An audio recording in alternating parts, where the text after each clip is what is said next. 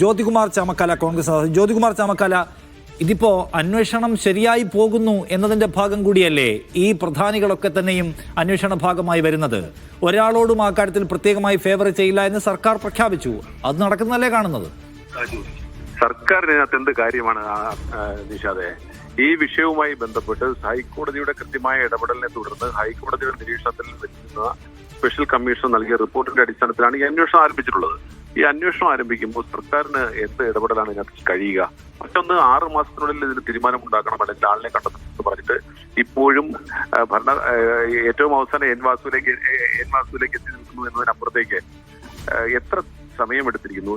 ഈ പറഞ്ഞ പ്രതിസ്ഥാനത്തുള്ള അല്ലെങ്കിൽ ചൂണ്ടിക്കാണിച്ചിട്ടുള്ള ആളുകളെ വിളിച്ചു വരുത്തി ചോദ്യം ചെയ്യാനോ മൊഴിയെടുക്കാനോ ഒക്കെ എന്ത് കാലതാമസമാണ് ഉണ്ടാകുന്നത്? അപ്പോൾ നമുക്ക് പകൽ പോലെ വ്യക്തമാണ്. ഇവിടെ അനിൽകുമാർ പറയുന്നത് കേട്ടു 2019 നടന്നു. 2019 ആരാ ഭരിച്ചതെന്നേ? 2019 ഭരിക്കുന്നതും LDF ആണ്. 2019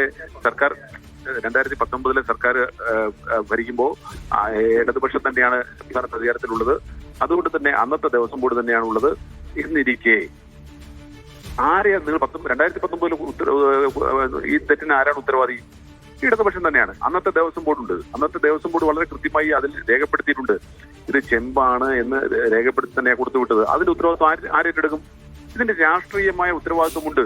ദേവസ്വം ബോർഡ് ഭരണസമിതി എന്ന് പറയുന്നത് ദേവസ്വം ബോർഡ് പ്രസിഡന്റും മെമ്പർമാരും ഉൾപ്പെടുന്നതാണ്. അത് രാഷ്ട്രീയ നിയമനമാണ്.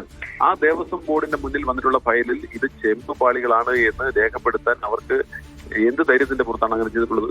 അപ്പോൾ നിരവധിയായ ചോദ്യങ്ങൾ നമ്മുടെ മുമ്പിൽ നിൽക്കുകയാണ്. ഇതിനൊന്നും ഇതുവരെ ഉത്തരം കിട്ടിയിട്ടില്ല. ഏതായാലും ഹൈക്കോടതിയുടെ നിരീക്ഷണത്തിൽ സ്പെഷ്യൽ കമ്മീഷൻ ഉണ്ടായിരുന്നതുകൊണ്ട് മാത്രം ഇത്രയുമെങ്കിലും കാര്യങ്ങൾ പുറത്തു വന്നിരിക്കുന്നു. കോടതി തുടർച്ചയായി പറഞ്ഞുകൊണ്ടിരിക്കുന്ന കാര്യങ്ങൾ, ആ കാര്യങ്ങളിൽ രാഷ്ട്രീയമായ എന്ത് നടപടിയാണ് CPM ഇതുവരെ എടുത്തിട്ടുള്ളത്? ആർക്കെങ്കിലും എതിരെ CPM ഒരു നടപടി എടുത്തിട്ടുണ്ടോ?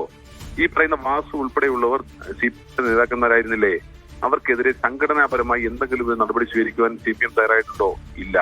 എന്ന് വെച്ചാൽ അവർ ഇതിന് കൂട്ടുപിടിക്കുന്നു, ചൂടെ പിടിക്കുന്നു എന്ന് വേണം നമ്മൾ മനസ്സിലാക്കാൻ.